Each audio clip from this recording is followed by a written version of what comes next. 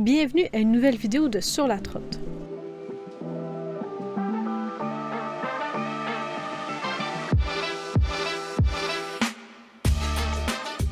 Après 3 heures de bus, on est enfin arrivé à Battambang. Une fois qu'on est descendu de l'autobus, étrangement, on n'avait pas juste une petite bus genre VIP limousine, là. C'était vraiment une grosse bus, c'était vraiment spacieux. Plein de gens avaient des affiches avec des noms de personnes, d'hôtels, puis dès qu'on descendait, on se faisait mettre des pancartes. Il y en a qui offraient des tuk-tuk à 50 cents. C'était vraiment pas agressif, là, mais je veux dire, entre chauffeurs de tuk-tuk, ils nous voulaient vraiment. On avait l'hôtel comme le fournissait. On vient d'arriver. C'est assez correct. C'est un peu vieillot, mais je veux dire, tout est là. Surtout, il y a l'air climatisé. On ne fera plus l'erreur de ne pas en avoir. Pour le prix aussi, on est bien centré. Bien hâte de découvrir ça. On s'est fait offrir de passer une journée accompagné du chauffeur de tuk-tuk qui est venu nous chercher pour nous faire un tour de la ville. On médite là-dessus. Parce que j'avais l'intention comme peut-être de louer un scooter, mais là, il va quand même à beaucoup de places.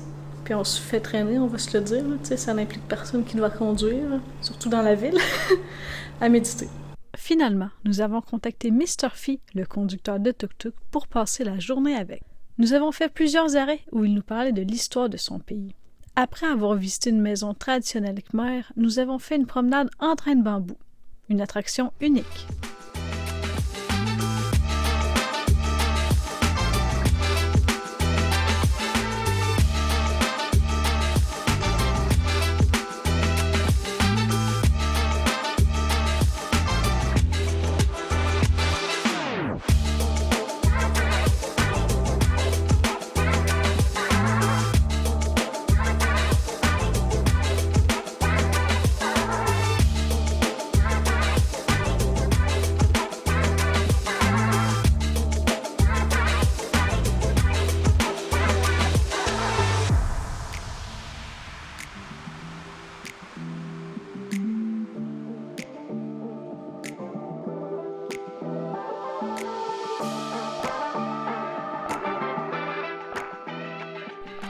Des chauves-souris frugivores étaient suspendues à un arbre. Nous avons été impressionnés de leur taille qui est similaire à celle d'un chat.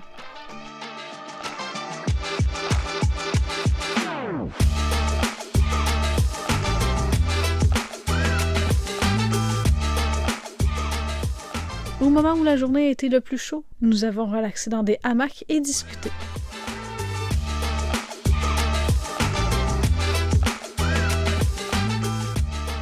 Ensuite, après avoir emprunté quelques 300 marches, nous découvrons le temple Bana, qui date du temps d'Angkor.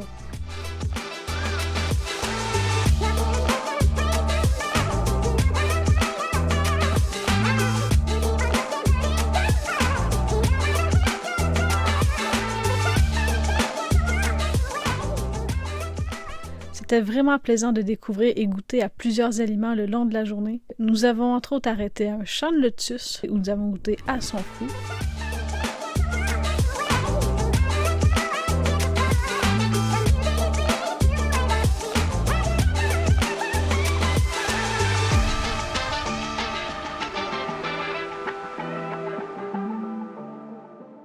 Pour terminer la journée, direction le Phnom Sampov.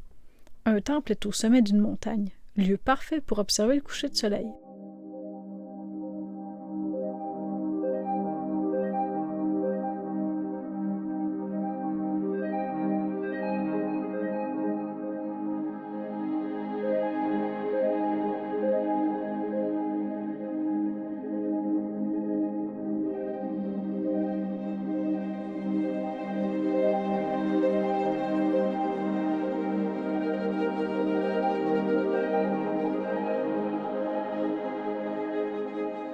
Cette montagne a un côté un peu plus sombre dans l'histoire du Cambodge.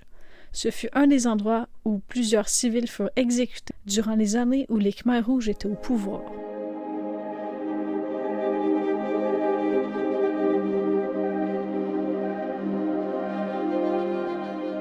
Avant que la nuit tombe, des millions de chauves-souris sortent d'une des grottes.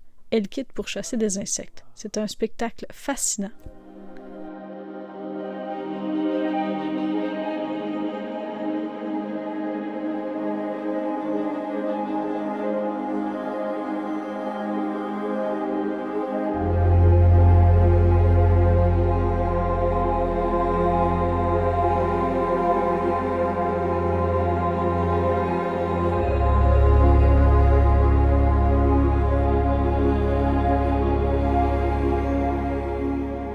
Ayant tellement aimé notre journée de la veille passée avec Mr. Phi, on a décidé de faire son deuxième tour qu'il offrait, qui se concentrait surtout dans le nord de Battambang. La journée a commencé en visitant plusieurs attraits. Ensuite, on s'est promené avec lui dans le marché de la ville.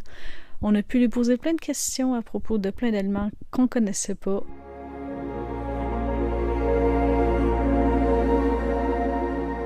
Ensuite, il nous a proposé de ne plus suivre le tour traditionnel et de se rendre dans son village, qu'on a évidemment accepté. On s'est arrêté pour voir un endroit où ils font fumer le poisson. Ensuite, une vieille machine de bois qui triait le riz. C'était incroyable. On a rencontré ses enfants, on a vu sa maison, puis comme son terrain. Vraiment incroyable de pouvoir voir les villages, puis pas juste les villes, parce que souvent on se promène de ville en ville, parce que c'est ici qu'il y a souvent les commodités, les hôtels et compagnie. Ensuite, on a embarqué les trois sur sa moto, puis on s'est promené, on s'est arrêté chez du monde. J'ai des connaissances, des amis. On rentrait dans leur cours, on regardait leurs champs, puis on a même un peu... on n'a pas échangé directement avec certaines personnes parce qu'ils ne parlaient pas anglais, mais Phi faisait comme le traducteur. Mais c'était incroyable, c'est le highlight du voyage, sincèrement. On se revoit dans une prochaine vidéo. À bientôt!